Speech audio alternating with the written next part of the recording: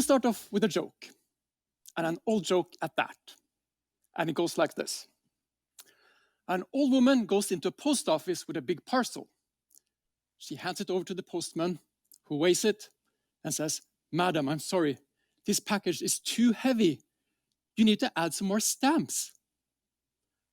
Whereupon the lady asks, "Oh, will that make it lighter?" Of course, adding stamps will not make a parcel lighter. But I ask you this question, how much does a stamp weigh? Think about that, and we'll get back to that question a little bit later. The core topic of this webinar is, of course, not stamps. It's digitalization and the effects on your company or your organization. It's a difficult concept to grasp from a leadership standpoint because there's so much going on so quickly, just as Topi explained in his presentation. But in my experience, it boils down to 6 things, and I want to share those 6 things with you. The first one being changed behavior. And I would say this is the most important one, because when our customer changes behavior, that makes new threats for our company and new possibilities. For example, when I was a kid, we took pictures with a camera with film in it. But for some reason, nobody took selfies. The second thing is that everything is going online, from your toaster to your car, but also as our company, our cars go online, and so does our sorting facilities. This, of course, generates enormous amounts of data from different sensors. And this data lends itself very good to machine learning, AI, and analysis, providing more efficiencies, deeper insight, and new possibilities to earn money. The fourth thing, and I'm sure you're going to say globalization, Alex. We had that for a long time, and that's true. My great-great-grandfather, he actually sailed all the way to China to trade.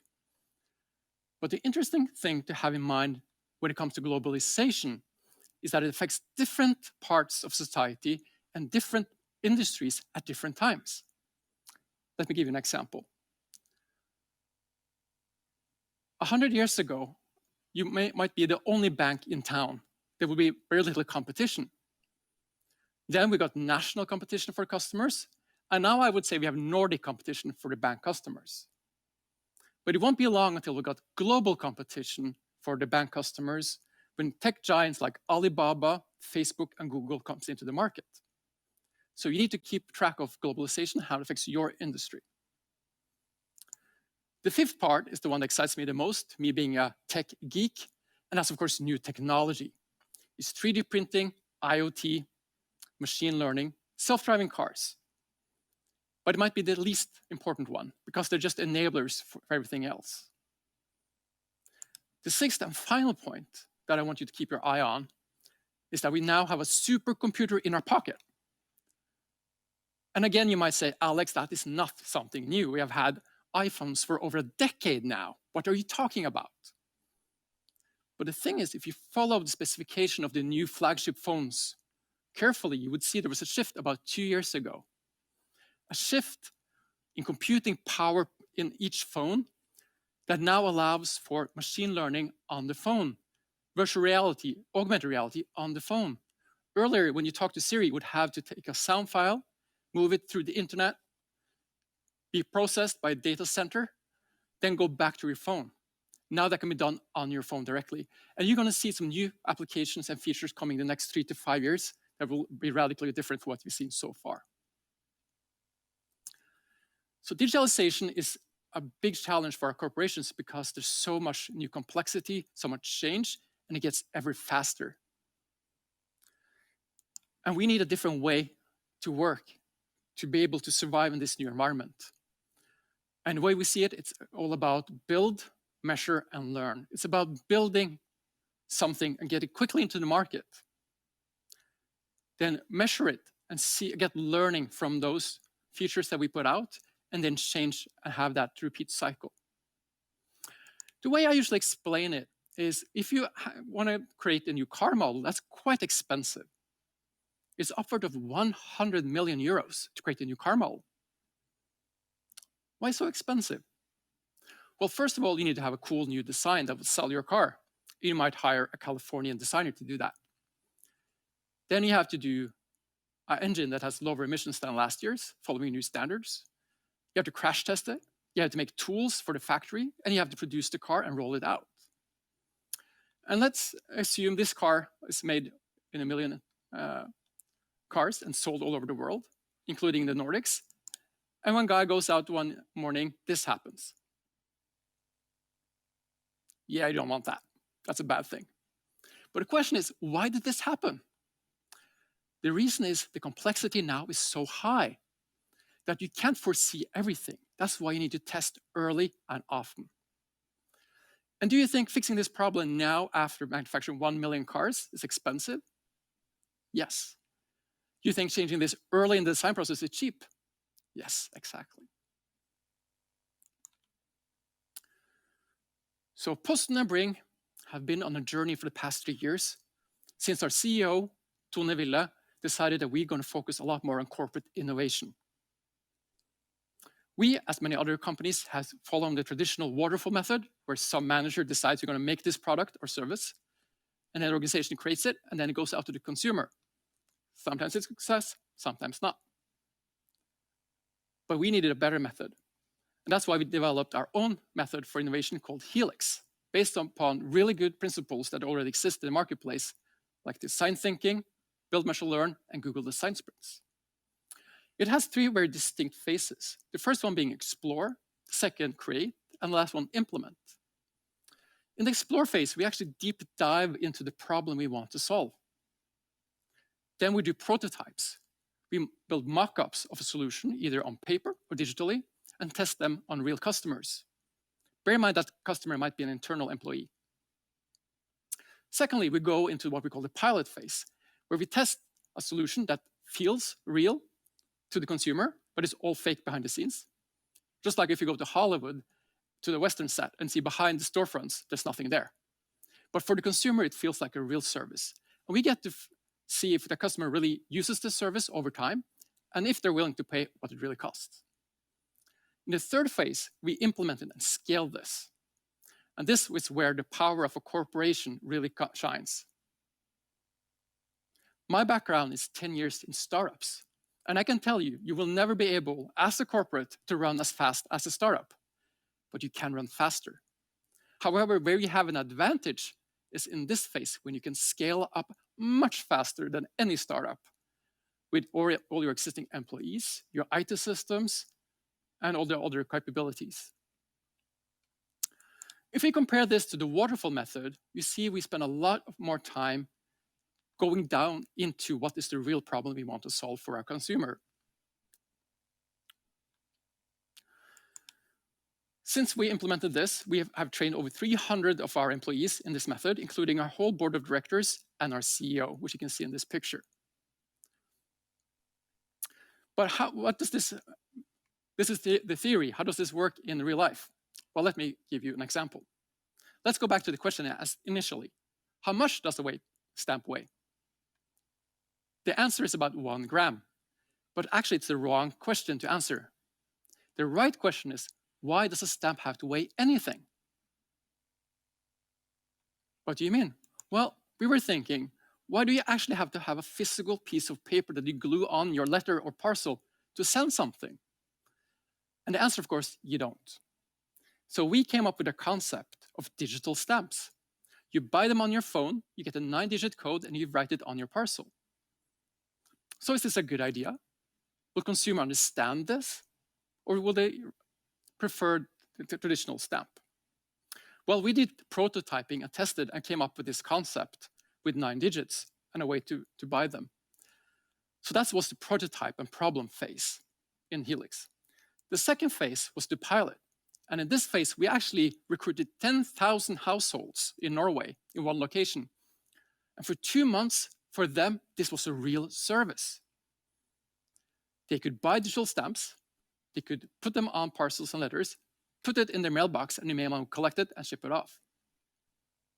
This was, of course, completely fake, manual processes, and it was paper and pen and fake codes all the way. But we got real results showing that this is a product that our consumers really love.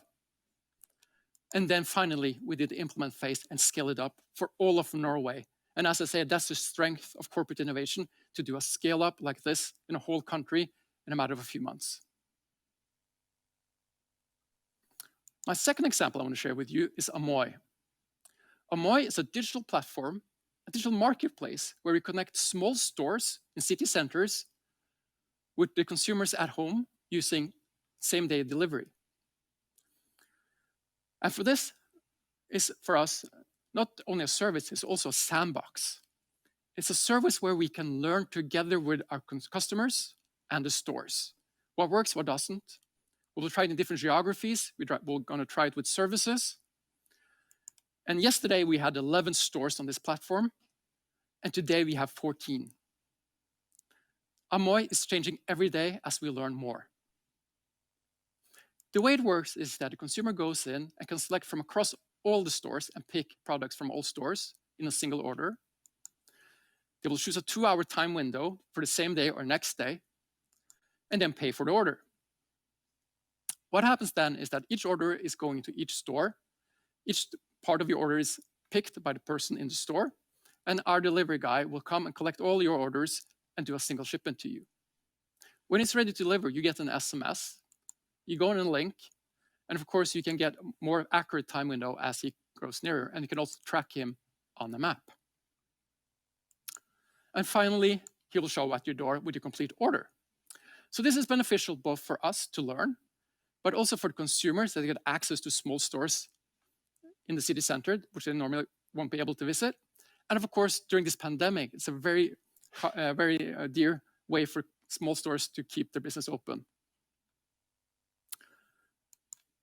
My third example is this: the world's first parcel robot that is self-driving. So this robot is filled with parcels at one of the distribution centers. And for 100 customers, this is the way they get their packages delivered for this 2-month trial we're doing now here in Oslo. You will drive 500 meters to a place, and everyone gets notified that it's ready to pick up your parcels, and then we'll go back in the evening and repeat the next day. Because we believe that self-driving technology will be part of the future, but we need to learn it now. And we think that self-driving trucks will come at a certain point, but we'll think these kind of autonomous robots will be there earlier. So I'll explain to you now some of the things we've done with corporate innovation over the past 3 years. And we're very proud that last year we were voted Norway's most innovative company. But not only in Norway, MIT and Sloan School of Management has seen what we've done on innovation. And earlier this year, they wrote a case study about Posten and how we have supercharged innovation. This case study is available for you to download as well. I was honored a year ago to go over to Boston and talk to 100 top executives from 80 global companies like Microsoft, SAP, HSBC, and ExxonMobil. And I must be honest with you, I was very nervous because I was going to talk about how we do innovation in Posten Norway together with Nils Fonstad from MIT, showing off the Helix model. And what could a 400-year-old postal company from Norway show global executives about innovation? Well, I'm glad to tell you that we are not the only ones struggling with this kind of corporate innovation, and it was something that really struck a chord with all executives. And actually, this presentation was part of a 2-day seminar where MIT put out their new research. This was voted the second best presentation. And when the audience was ordering what was the top takeaways from this 2 days event, this was the top takeaway. I think that's pretty cool that we can show the big global companies that we can really do innovation in the Nordics as well. So if you connect with me on LinkedIn, I will send you the MIT report. And also, we're always looking to do innovative projects with you. And I urge you to go home to your executive team and start using the build, measure, learn to get better results in this ever-changing environment. Thank you. Thank you, Alexander. That was amazing. And me and Furhat, we all love your little parcel robot. I have to say that, the delivery robots. It's really good. Now, I've gotten a number of questions to you from the audience, but let's start with you. Ask the audience a question first of all. And you wanted to know what was the biggest roadblock for innovation within your organization.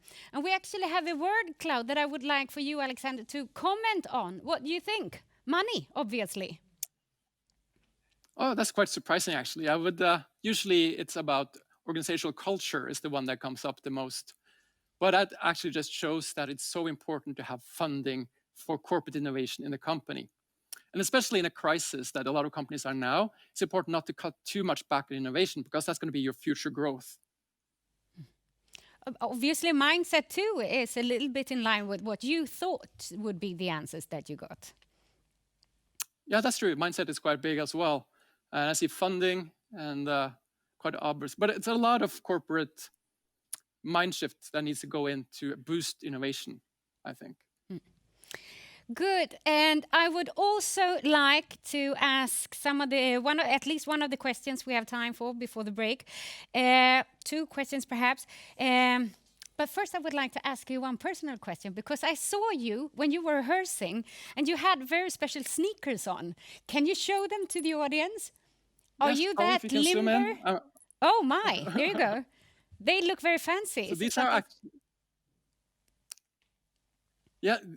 So people who know me know that I love colorful sneakers, but these are quite special because they are 3D printed and made by Adidas. And that goes to show you that new technology, like 3D printing, is actually coming quite soon. Good, so you're innovative in all kinds of ways.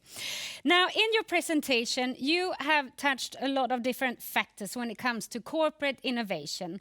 In your experience, what is the most important factor for company to succeed with their innovation? That's a really good question, Anna. And I think the top one is actually top management buy-in. Because corporate innovation is a leap of faith. You can show an ROI in the short term. This is long-term survivability and to create value for the long term. And that requires that the top management are defending this throughout several years, including in crisis. So that's the number one thing. Good. And I got one more questions from the audience. How does the degree of digital savviness in board and among the top executives, how did that affect the digital transformation, would you think? Well, that's a very good question as well. And actually, we have research from MIT showing that there's a direct correlation between the digital savviness of the management team and also the board and how successful the company is. And the reason for that is that, of course, the management and the board has the strategy discussions. And if you don't have digital savviness in the corporate executives, they don't really get the real understanding what's happening in the marketplace. So that's super important. And also that's documented by MIT, how important that is.